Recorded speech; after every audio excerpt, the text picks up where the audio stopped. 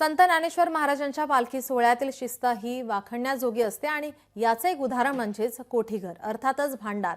या कोठीघरात महिनाभर चालणाऱ्या सोहळ्यादरम्यान माऊलींच्या नित्य उपचार, नैवेद्य आणि पूजेसाठी लागणाऱ्या हजारो वस्तू संस्थांकडून सोबत घेतल्या जातात। या वस्तूंमध्ये अगदी सुई दोऱ्यापासून सर्व मोठ्या वस्तूंचा समावेश असतो। पालखी रथासाठी लागणारे अवजारे, तंबूसाठी लागणारी साधने, सर्व किराणा साहित्य आदींचा या कोठीघरात समावेश असतो। 250 लोकांचा रोज स्वयंपाक केला जातो, सकाळ संध्याकाळ। त्याच्यासाठी लागणारी भांडी, गॅस सिलेंडर, शेगड्या, वेळ्या, काही जे संपूर्ण जे याला लागतं आपल्या संसाराला, तसा हा माऊलीचा संसार घेऊन आम्ही 32 दिवसांचा प्रवास करणार आहोत।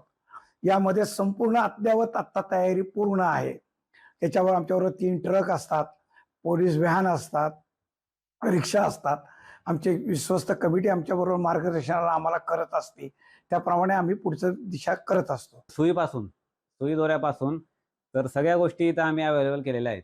रस्त्याने समजा आपलं पोतं जरी तिथं काही उचललं, काय झालं, धान्य हे झालं की आपण ते लगेच दामन म्हणा दोरीने आपण ते शिवू शकतो। म्हणजे सुईपासून मसाले वगैरे सगळे आपले बोर्ड, या सगळ्या गोष्टी आपण घेतलेल्या आहेत।